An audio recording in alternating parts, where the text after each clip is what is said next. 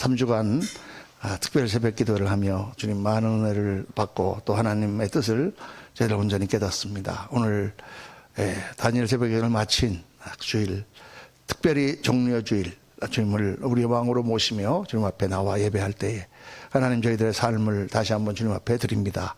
우리의 삶을 쪼개 하나님 앞에 예물을 드렸습니다. 예물을 받아주시고 하나님 나라의 영광을 위하여 사용하여 주시고 값지고 복되게 30배, 60배, 100배 결실을 거두는 아름다운 예물이 되도록, 씨앗이 되도록 하나님 축복하여 주옵소서.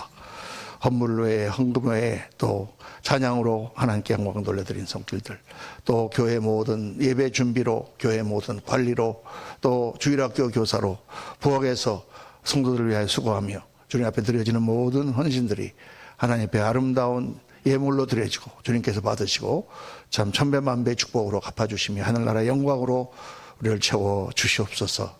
감사와 찬송을 주 앞에 올리며 우리 구주 예수 그리스도 이름으로 축복하며 기도하옵나이다. 아멘, 아멘, 아멘, 아멘. 할렐루야. 오늘 우리 하나님의 말씀 묵상하겠습니다. 오늘 하나님의 말씀은 마가복음 11장 1절에서 17절까지의 말씀입니다. 조금 우리 본문이 긴데 우리 한 절씩 교독하도록 하겠습니다. 제가 한 절 읽고 여러분 한 절 읽고 교도로 읽습니다. 그들이 예루살렘에 가까이 와서 감람산 벳바게와 베다니에 이르렀을 때에 예수께서 제자 중 둘을 보내시며 이르시되 너희는 맞은편 마을로 가라. 그리로 들어가면 곧 아직 아무도 타보지 않은 나귀 새끼가 메어 있는 것을 보리니 풀어 끌고 오라. 만일 누가 너에게 왜 이렇게 하느냐 묻거든 주가 쓰시겠다 하라. 그리하면 즉시 이리로 보내리라 하시니 제 아들이 가서 본즉 나귀 새끼가 문 앞 거리에 메어 있는 것을 자라 그것을 푸니 거기 서 있는 사람 중 어떤 이들이 이르되 나귀 새끼를 풀어 무엇하려느냐 하매 제자들이 예수께서 이르신 대로 하라는데 이들이 허락하는지라. 나귀 새끼를 예수께로 끌고 와서 자기들의 겉옷을 그 위에 얹어 놓음에 예수께서 타시니 많은 사람들이 자기들의 겉옷을 또 다른 이들은 들에서 벤 나뭇가지를 길에 펴며 앞에서 가고 뒤에서 따르는 자들이 소리질러 이르되 호산나 찬송하리로다 주의 이름으로 오시는 이여 찬송하리로다 오는 우리 조상 다윗의 나라여 가장 높은 곳에서 호산나 하더라. 예수께서 예루살렘에 이르러 성전에 들어가사 모든 것을 둘러보시고 때가 이미 저물매 12제자를 데리시고 베다니에 나가시니라. 이튿날 그들이 베다니에서 나왔을 때에 예수께서 시장하시니라. 멀리서 잎사귀 있는 한 무화과 나무를 보시고 혹 그 나무에 무엇이 있을까요 가셨더니 가서 보신 적 잎사귀 외에 아무것도 없더라. 이는 무화과의 때가 아님이라. 예수께서 나무에게 말씀하여 이르시되 이제부터 영원토록 사람이 내게서 열매를 따먹지 못하리라 하시니 제자들이 이를 듣더라. 그들이 예루살렘에 들어가니라. 예수께서 성전에 들어가사 성전 안에서 매매하는 자들을 내쫓으시며 돈 바꾸는 자들의 상과 비둘기 파는 자들의 의자를 둘러 엎으시며 아무나 물건을 가지고 성전 안으로 지나다님을 허락하지 아니하시고 17절 같이 있습니다. 이에 가르쳐 이르시되 기록된 바 내 집은 만민이 기도하는 집이라 칭함을 받으리라고 하지 아니하였느냐. 너희는 강도의 소굴을 만들었도다 하시매. 우리 17절까지 말씀을 읽었습니다. 오늘 우리 말씀 제목은 주님은 당신의 왕이십니까? 라는 제목으로 말씀을 묵상합니다. 오늘은 우리 절기상 종려주일이라고 하는 절기입니다. 종려주일은 왜 종려주일이라고 하느냐? 부활주일, 부활절이 있는 주일, 바로 한 주 전이 종려주일인데 이날은 예수님께서 예루살렘으로 입성하신 날이에요. 예수님께서 예루살렘으로 행진하여 들어가실 때 많은 사람들이 주위에 나와서 종려나무 가지를 흔들면서 예수님을 하셨다. 겉옷을 앞에 깔면서 종려나무. 그거는 왕이 개선할 때, 왕이 전쟁에서 이겨서 개선하여 돌아올 때 백성들이 나와서 그 당시에 종려나무를 흔들었습니다. 종려나무는 어떤 나무냐 하면 팜추리라고 해서 열대성 식물인데 이렇게 약간 소철처럼 해갖고 이렇게 쭉쭉 뻗어서 이파리가 많이 난 그런 나무입니다. 그 나무가 그 당시에 이제 백성들이 왕을 환영하고 하는 그런 가지를 흔들며 종려나무 가지를 흔들며 예수님을 맞았다. 그래서 종려주일 이렇게 우리가 묵상하는 거예요. 그 종려주일이라는 건 다시 말하면 예수 그리스도를 나의 왕으로 모신다라는 그런 개념이죠. 왕으로 모신다, 왕으로 칭송한다. 그런데 이 내용이 조금 보면 이상합니다. 전체적으로 좀 앞뒤가 안 맞는 것 같아요. 예수님께서 예루살렘 성에 지금 입성을 하신다 그러는데 성문은 열려 있고 거기 사람들이 들락날락하는 그런 상황이에요. 예수님께서 지금 예루살렘을 처음 오신 게 아닙니다. 이 성경을 보면은 여러 번 예수님께서 갈릴리에서 와서 예루살렘을 방문을 하셨단 말이에요. 그런데 이제 십자가에 달리시기 지금 5일 전에 예수님께서 지금 아무도 모르죠. 십자가 달리시는지는. 예수님만 알고 계시죠. 그런데 예수님께서 그날 이상하게 행렬을 지어서 들어가시는 거예요. 행렬을 지어서 이 성으로 들어가시는 것입니다. 근데 행렬을 지어서 들어가는데 왜 예수님이 행렬을 지어 들어가실까? 그리고 예수님이 들어가시면서 뭐를 타고 들어가시냐? 그냥 평상시는 걸어 다니시는데 그날은 나귀를 타고 들어가시는 거예요. 행렬을 지어 들어가려면 왕처럼 무슨 말을 타고 간다든가 이게 아니고 나귀를 타고 들어가시는데 그것도 새끼 나귀를 타고 들어가시는 거예요. 새끼 나귀를 타고 들어가고 그 뒤를 제자들이 줄줄줄 따라서 걸어가는 것입니다. 막 이렇게 걸어가는 게 아니고 그냥 줄줄줄 따랐어. 그러니까 제자들이 한 12명 되고 따르는 사람들이 한 20, 30명 되니까 한 3, 40명 사람들이 줄줄줄 예수님 따라가는데 예수님 나귀를 타고 앞에서 걸어 들어가시는 거예요. 그러니까 사람들이 나와서 막 와 하고 막 예수님을 환영하면서 호산나 다윗의 자손이여 우리를 구하소서, 우리들의 왕이 오셨다고 막 환영을 하는 거예요. 여러분 이상하지 않아요? 왕이 무슨 말을 타고 왕복을 입고 위풍당당하게 들어오고 그 뒤를 군사들이 쫙 따라오는 것도 아니고 새끼 나귀를 타고 예수님 들어가는데 왜 군중들이 나와서 예수님을 환영했을까? 그 이유는 딱 바로 이 구절 때문입니다. 스가랴서 9장 9절에 보면 우리 다 같이 한번 읽어볼까요? 시온에 따라 그가 기뻐할지어라, 예루살렘에 따라 즐거이 부를지어다. 보라 내 왕이 내게 임하시나니 그는 공의로우시며 구원을 베푸시며 겸손하여서 나귀를 타시나니 나귀의 작은 것 곧 나귀 새끼니라. 이렇게 예언이 되어 있단 말이에요. 이스라엘 백성들이 지금 계속 기다리고 있는 건 누구냐면 자기들을 구원해 줄 왕, 구원자를 기다리고 있는 거예요. 메시아를.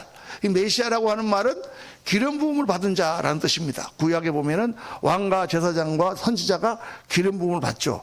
하나님께서 기름을 부으셔서 우리를 구원해 주실 왕을 이스라엘 백성들은 기대하고 있었어요. 이 예언은 예수님이 오시기 1500년 전부터 모세를 통해서 예언하시고 또 여러 선지자를 통해서 예언하시고 이사야 선지자를 통해서는 강력하게 이 오실 왕에 대해서 예언을 하시고 미가 선지자를 통해서 그가 어디에서 태어날 것인지 베들레헴에 태어날 것을 예언하시고 여러 예언들을 하셨는데 그 중에 예언 중에 하나가 바로 이 스가랴서의 예언입니다.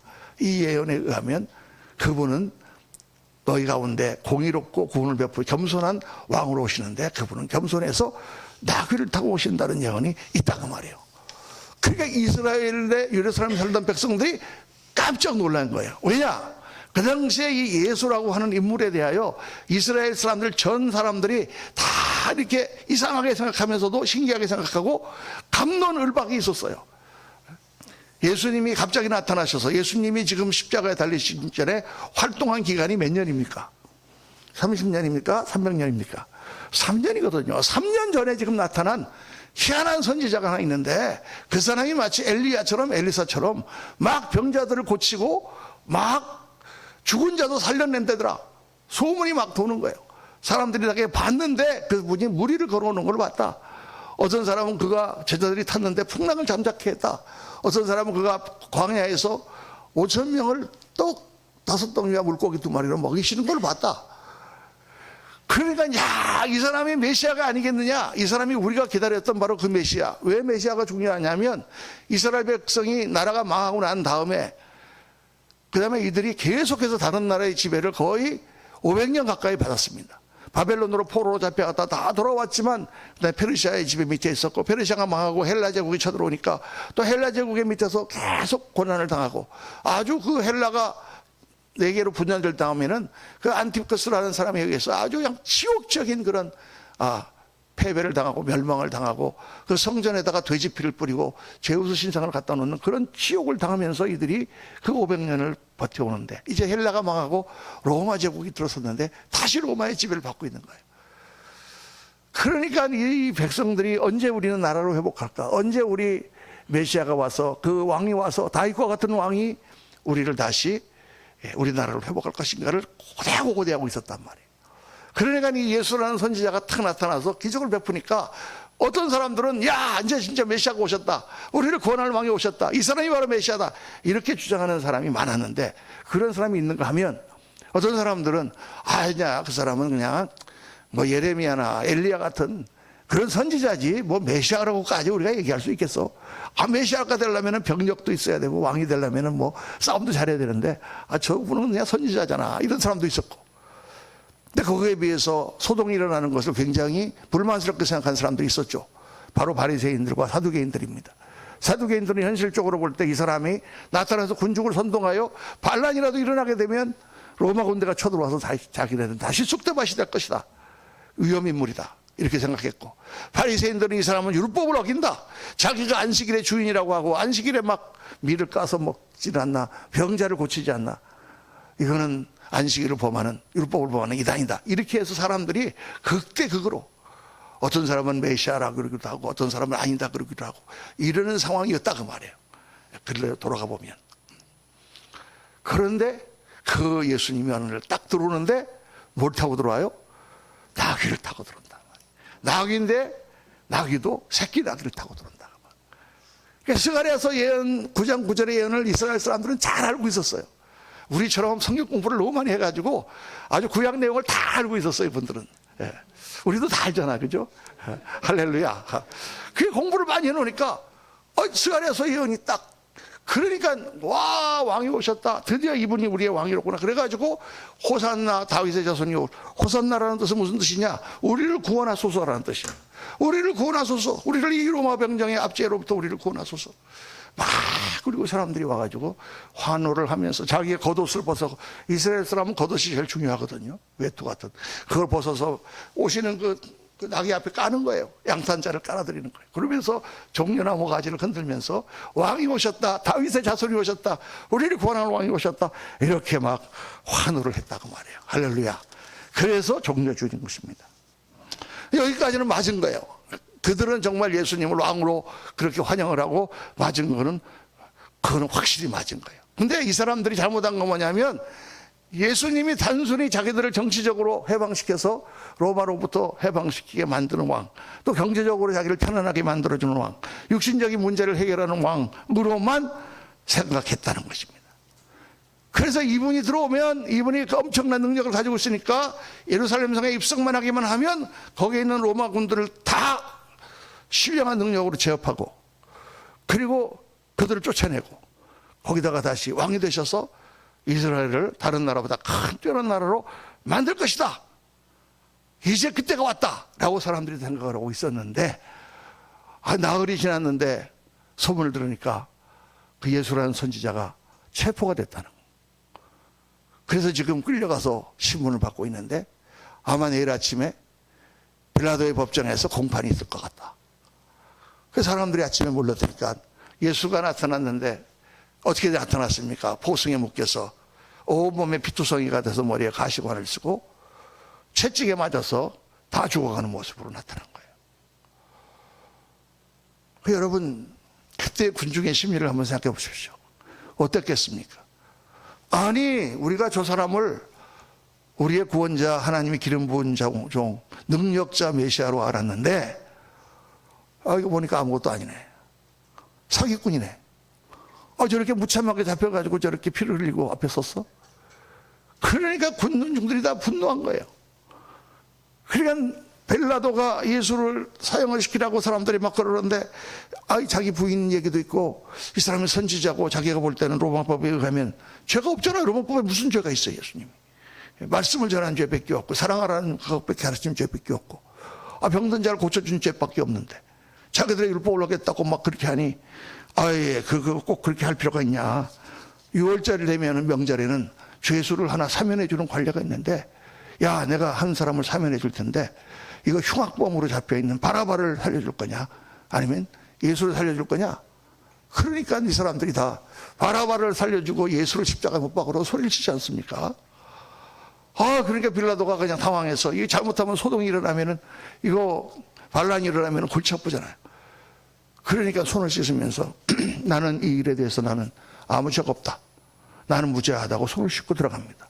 그때 그 이스라엘 백성이 거기에 모인 예루살렘 군중들이 외칩니다. 뭐라고 외치느냐? 그 피를 우리와 우리 자손에게 돌리소서. 그 피를 우리와 우리 자손에게 돌리소서. 무서운 말을 그들이 내뱉는 거예요.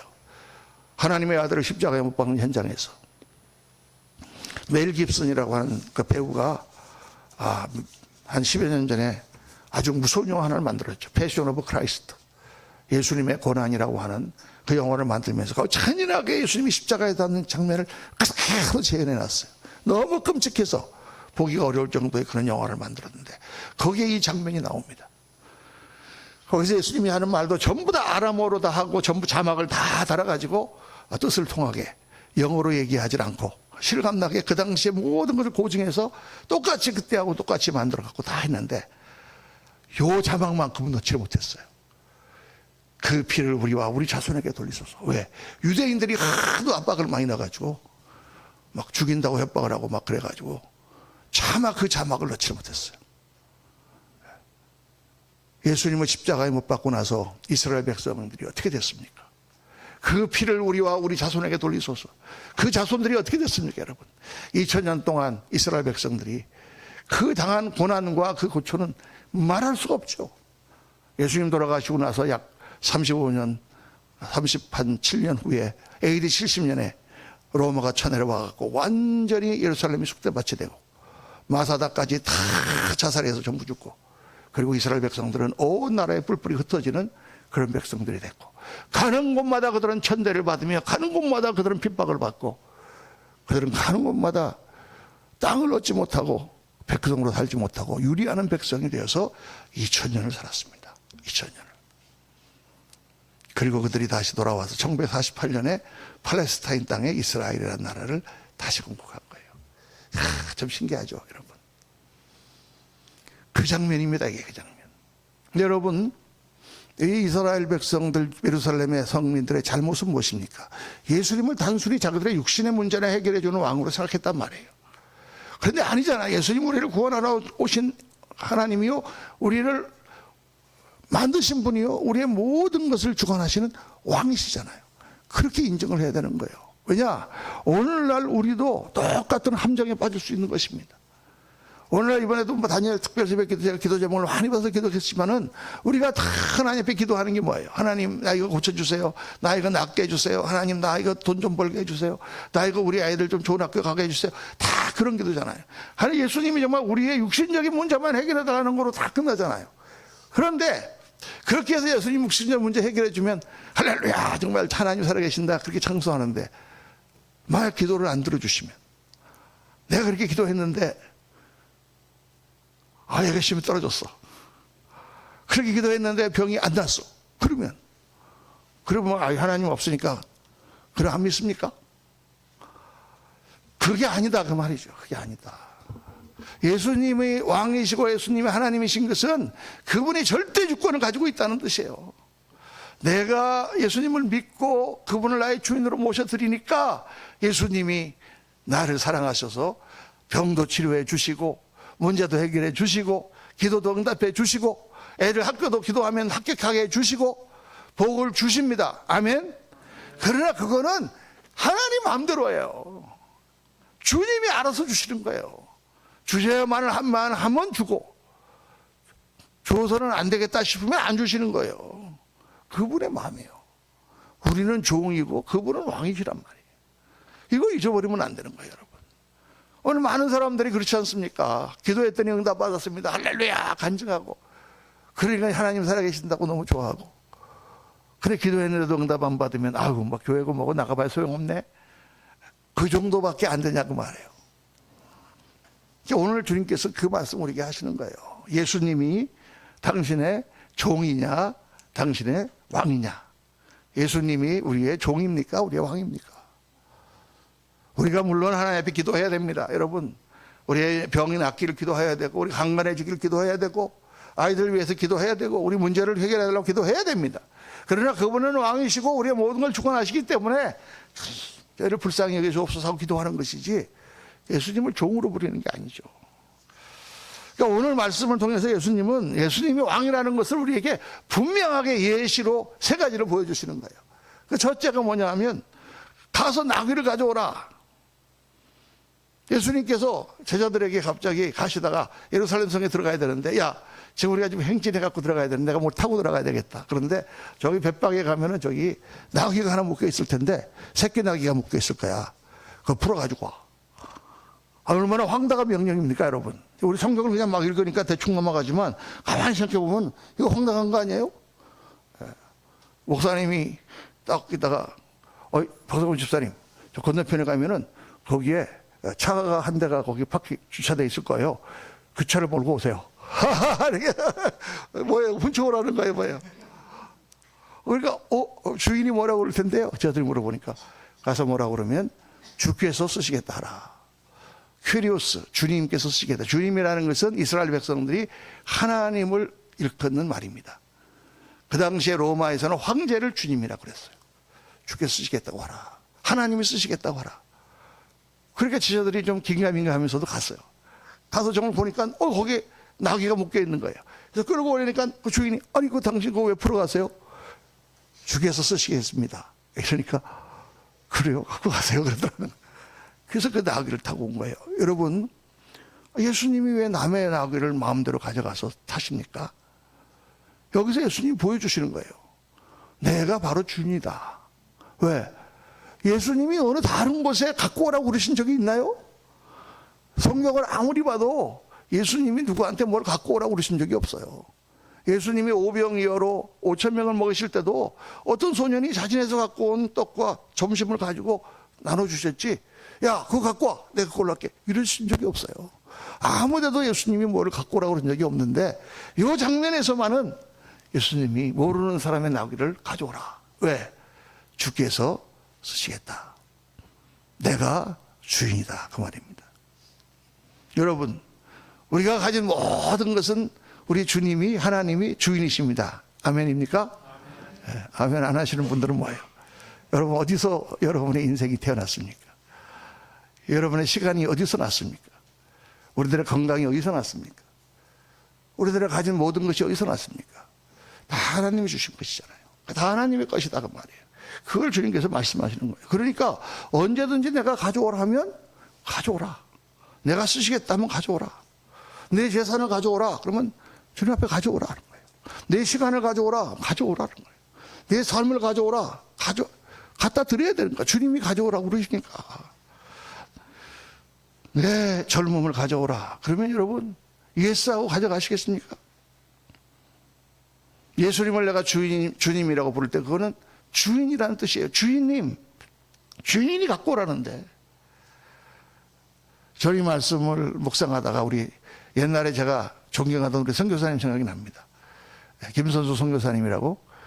그분 아주 참 똑똑하신 분이고 공부도 많이 하신 분이고, 한국에서 아주 유수한 대학에서 간호대학을 전공하시고 미국에 독일에 그때 간호원으로 가셔서 거기서 근무하시다가 미국으로 들어오셔서 미국의 RN 레지스턴 너스라고 그런 간호사가 되셔서 또 대학원까지 아주 유명한 대학에서 마치시고 정말 장래가 촉망되는 그런 분이셨는데, 이분이 30대 중반에 예수님을 만난 거예요.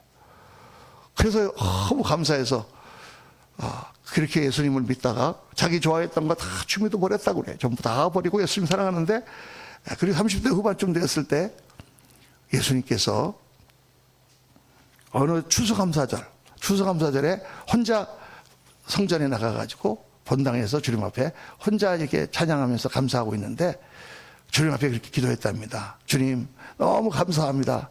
저 같은 자를 구원해 주셔서 주님 자녀로 삼아주시니 너무 감사한데 제가 무엇을 주님께 드릴 수 있을까요? 이렇게 기도하는데 주님께서 딱 음성으로 들려주셨대. 내 젊음을 다오. 그래서 너무 입에 놀래가지고 주님 제 젊음을 드리겠습니다. 그리고 선교사로 헌신하셨어요. 그래서 결혼도 안 하시고 선교사로 헌신하셔서 감리교 선교사로 쭉 평생을, 지금 아마 80이 넘으셨을 겁니다. 그렇게 평생을 그 필리핀의 그 난지도 같은 쓰레기 하치장이 있는 그 마을에서 평생을 주님을 섬기셨어요. 내 젊음을 다오. 그때 여러분 드릴 수 있는가? 저에게도 주님께서 예수님 믿고 나서 얼마 되지 않았을 때 내가 내 인생을 받고 싶다 했을 때 제가 주님 앞에 드렸습니다. 이런 말을 들으면 여러분 굉장히 좀 겁나시죠? 나한테 뭘 갖고 오라 그러면 어떡하지? 어떤 분은 기분이 좀 나빠. 아니면 내 걸 자꾸 갖고 오라고 그렇게 오늘 설교를 하나. 근데 여러분, 우리 인생이 무엇입니까? 인생이라는 게요, 아무것도 아니에요. 내가 뭐 이렇게 출세하고 내가 높은 자리에 올라가고 뭐 그러면 대단할 것 같지만 그러고 지나가면 아무것도 아니에요. 그런데 주님께서 갖고 오라 그래서 갖다 드려서 주님이 쓰시면 놀라운 영광으로 변합니다. 하나님이 쓰시는 것은 다 좋은 걸로 바뀌어요. 저는 제가 이렇게 목사가 된다고 했을 때 정말 거절하기 힘든 분이 한 분 있었는데 바로 저희 아버지예요. 저를 장남으로 가장 사랑하시고 우리 사남매가 있었지만 다른 애들은 다 이렇게 지끄러기 같아요. 저만 사랑하셨어요, 우리 아버지는.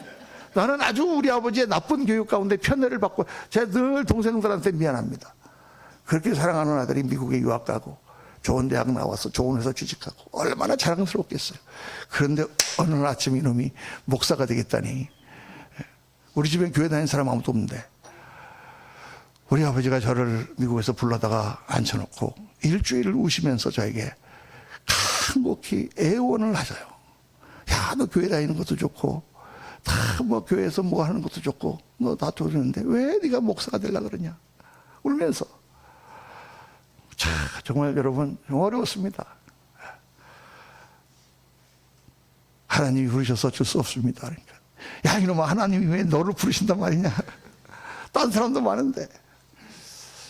나중에는 아버지가 그러시더라고요. 마지막 일주일쯤 되니까. 그러면 너 처하고 애 셋을 어떻게 먹여 살릴 거냐. 뭐라고 대답하겠어요? 하나님이 먹여 살릴 겁니다.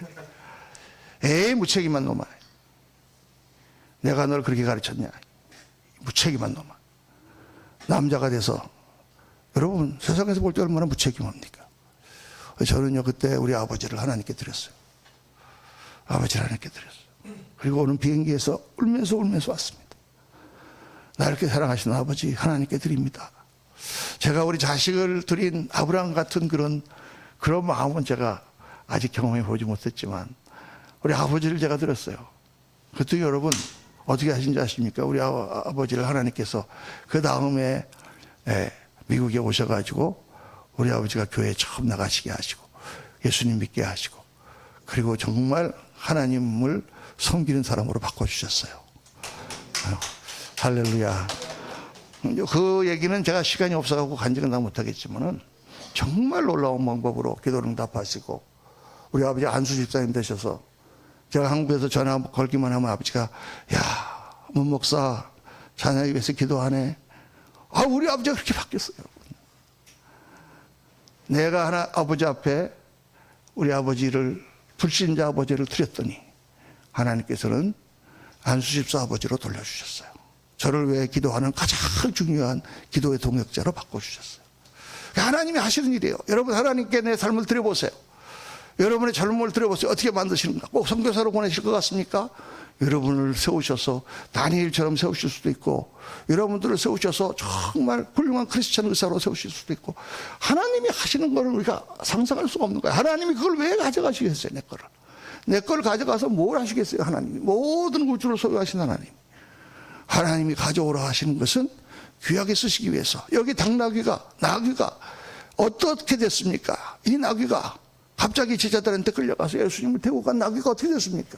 지금까지 이 역사상 존재했던 모든 나귀들 중에서 가장 영광스러운 나귀가 됐어요. 예수님을 태웠잖아, 이 나귀는. 우리가 지금 예수님 오신다 그러면 내가 가서 엎드려 갖고 태우겠어. 이 나귀는 왕 중의 왕 하나님을 태운 나귀가 됐어요. 영광스럽게 쓰시는 거예요, 하나님은. 우리 인생이 뭐 이렇고 저렇게 해봐야 별거 없습니다.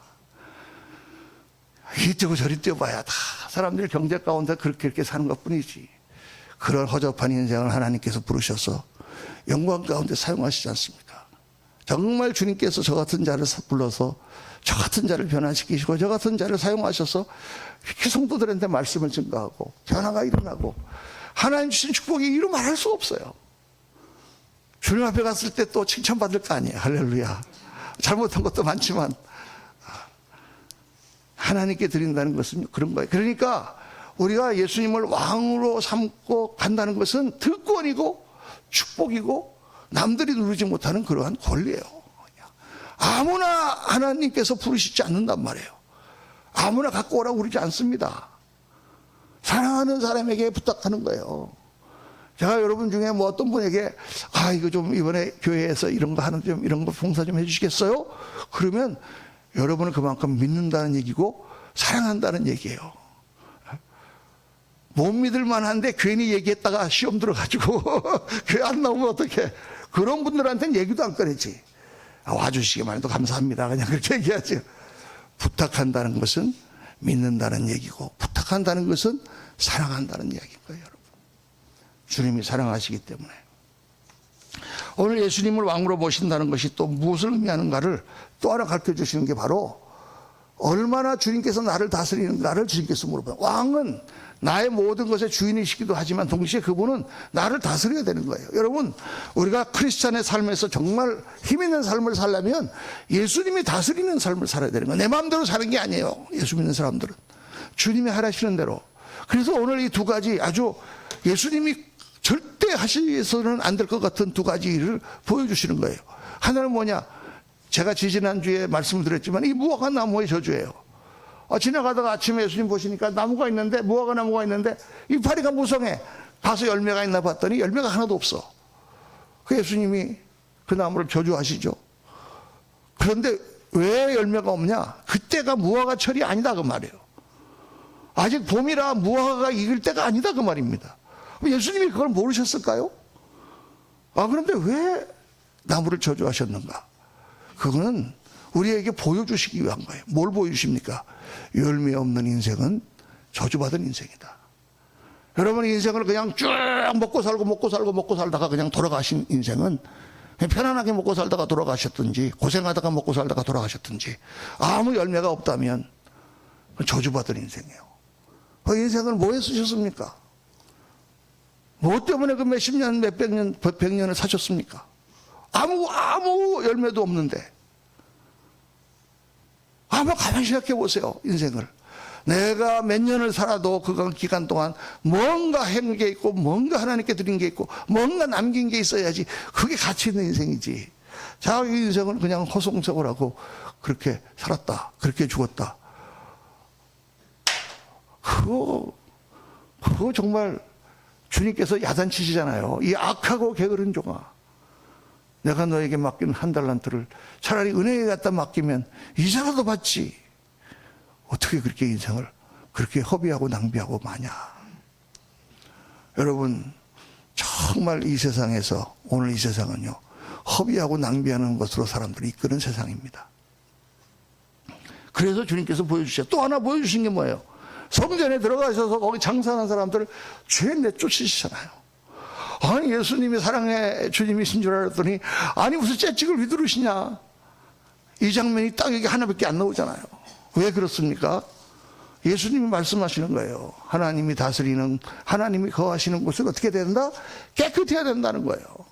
그러니까 예수 믿는 사람들은 깨끗한 삶을 살려고 노력하고 거룩한 삶을 살아야 돼요. 고린도전서 6장 19절에 보면 너희 몸은 너희가 하나님께로부터 받은 바 너희 가운데 계신 성령의 전인 줄을 알지 못하느냐.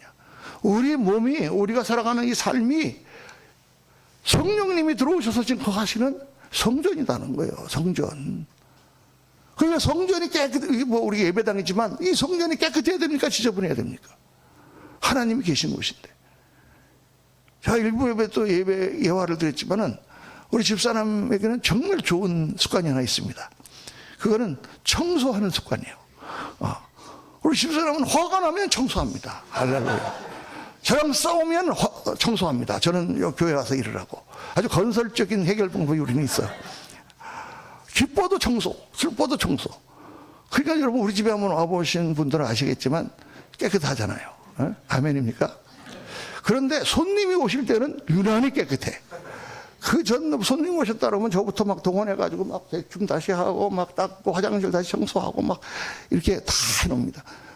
우리 성도님 오시는데 여러분 손님이 하나도 이렇게 깨끗이 오는데 만약에 우리 집에 대통령이 와서 오늘 하룻밤 자겠다 그러면 제가 어떻게 집을 청소해 놔야 될까요?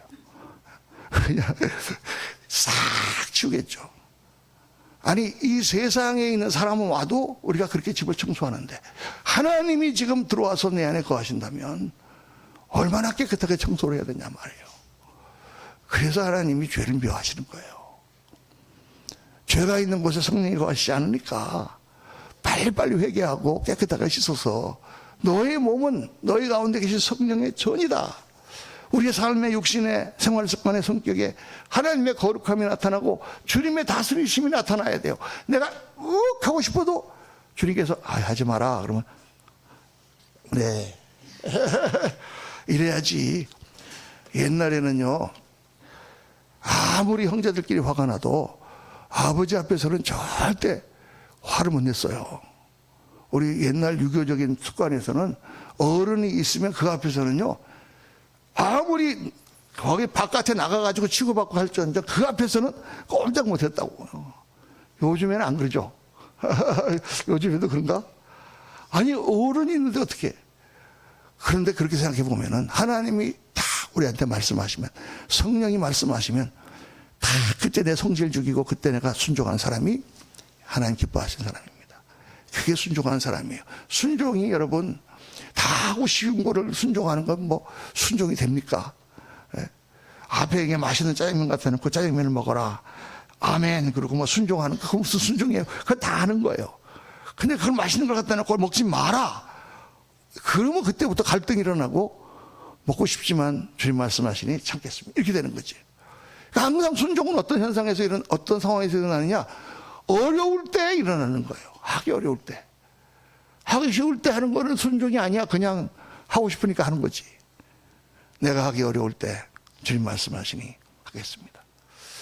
새벽에 나오기 어려운데 나올 수가 없는데 주님 말씀하시니 제가 나오겠습니다. 할렐루야. 그렇게 21일 동안 순종하신 분들이 얼마나 많은지 몰라요. 하나님 앞에 나를 드리는 거죠. 그게 다스림에 복종하는 것입니다. 주님께서는 오늘 예루살렘 성에 입성하시면서 우리 가운데 입성하시면서 이걸 다시 한번 우리에게 물어보시는 거예요. 너희는 나를 왕으로 생각하니 종으로 생각하니 내가 정말 너희들의 왕이냐? 내가 너희들의 것을 가져다가 정말 영광스럽게 쓸 수 있도록 너희 자신을 내어줄 수 있냐? 정말 너희는 내가 다스리는 가운데 깨끗하고 거룩하고 열매 맺는 삶을 살고 있느냐? 오늘 주께서 우리에게 물어보시는 것입니다. 사랑하는 성도님들, 부활의 주일을 맞으며 주님의 고난을 맞고 예수 그리스도 십자가 뒤에 하늘나라 영광이 있는 것을 저희를 보면서 오늘의 우리 삶 가운데 주님 정말 예수님을 나의 왕으로 딱 모시고 정말 주님 말씀대로 한번 살아보기를 원합니다. 하나님께서 놀랍게 여러분들 사용하실 것입니다. 그렇게 정말 주님께 사용받고 하나님 영광을 나타내시는 저와 여러분 되시기를 예수님 이름으로 축원합니다. 우리 다 일어나셔서 한번 찬송하실 때 왕이신 나의 하나님 한번 간절한 마음으로 찬송하시고 우리 다 같이 기도하고 우리 예배를 마치도록 하겠습니다. 왕이신 나의 하나님, 왕이신 나의 하나님, 내가 주를 높이고 내가 주를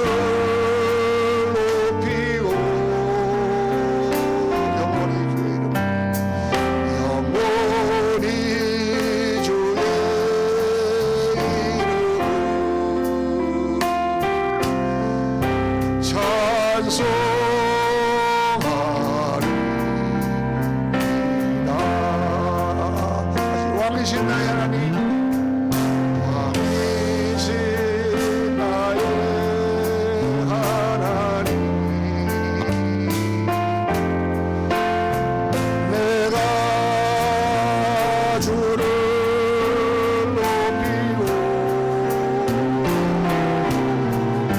영원히 주의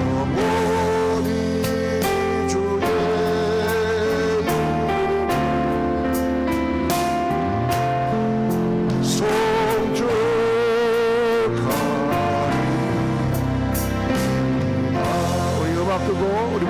한번 찬양하겠습니다. 왕이신 나의 하나님, 내가 주를 높이고 영원히 주의 이름을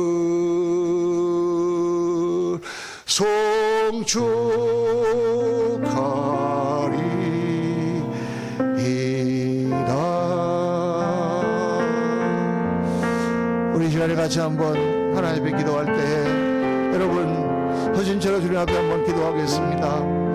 예수 그리스도는 나의 모든 죄를 사하시고 십자가를 지시며 나를 영원한 하나님 나라로 인도하시며 오늘 나의 주인이 되셔서 나의 모든 것을 주관하시고 인도하신 하나님입니다. 내가 언제 예수님을 나의 참주인 나의 왕으로 모셨습니까?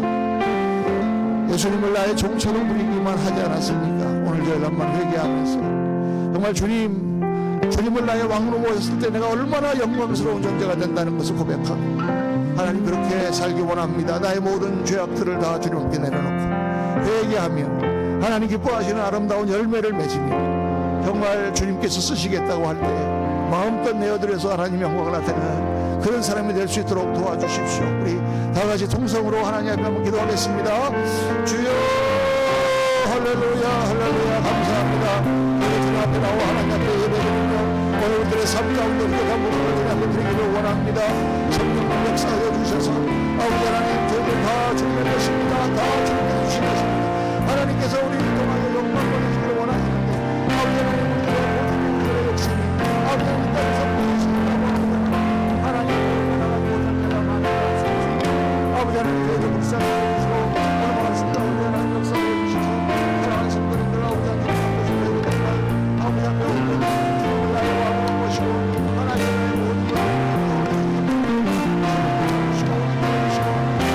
사랑하셔서 하나님의 영광을 드려주옵소서.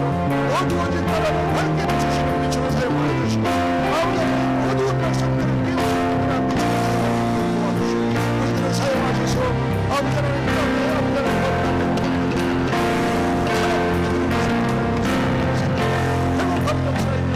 아버지 하나님 행복한 역사에 주 성령님 도와주옵소서. 하나님의 은혜를 세워주옵소서. 우리가 정말 그리스도를 주인으로 모시고 정말 하나님 앞에 하나님 기뻐하시는 복되고 영광된 삶을 살아가는 저희들 하나님께서 역사하여 주옵소서. 함께하여 주님 도와주시고 성령님 역사하여 주옵소서. 아버지 하나님 역사하여 주시옵소서. 할렐루야 감사합니다. 주님 저희도 오늘 말씀 묵상하며 정말 그랬습니다. 우리가 예수님을 주님이라고 부르고 주인님이라고 고백했지만 그러나 꼭 우리가 예수님 마치 우리의 종된 것처럼 이거 주세요 저거 주세요만 했지 정말 주님 앞에서 우리가 어떻게 주님 앞에 순종하며 정말 주님께서 쓰시겠다고 할 때 우리가 우리 자신을 내어드린 적이 참 많지 않았던 것을 주님 앞에 고백합니다. 아버지 하나님 그러나 주께서 우리를 들어다가 정말 영광된 자리에 쓰시고 아름다운 것으로 우리를 채우실 텐데 하나님이시여 우리가 정말 그 축복과 그 특권을 누릴 수 있는 그런 성도들이 될 수 있도록 도와주시고 영의 눈을 열어주셔서 이 땅에 허접한 그러한 축복보다 영원한 영광 하나님 주시는 참으로 고귀하고도 아름다운 영광 이 땅에서 머리가 되고 꼬리가 되지 않도록 쓰시며 이 땅의 어두운 땅에 빛이 되도록 하시며 사람들이 끌어가는 지도자로 우리를 만드시며 하나님 나라의 놀라운 영광을 나타내는 그러한 종들로 사용하여 주시는 것을 밝히 볼 수 있도록 하나님 은혜를 더하여 주옵소서. 지금은 우리 구주 예수 그리스도의 무한하신 은혜와 우리 아버지 하나님의 영원하신 사랑과 성령님의 충만 교통 역사 축복하심이 오늘 주 앞에 나와 신령과 진정으로 예배드리고 하나님 주시는 놀라운 은혜 가운데 우리가 주님 앞에 쓰임을 받고 열매를 맺고 정말 거룩하고 아름다운 삶을 사는 것이 얼마나 큰 축복인지를 깨닫고 더 주님 앞에 주님을 온전히 왕으로 모시고 주인으로 모시며 그렇게 살기로 결단하고 돌아가는 사랑하는 모든 주님의 존귀한 자녀들 머리 위에 지금부터 영원토록 함께 하시기를 간절히 축원하옵나이다. 아멘.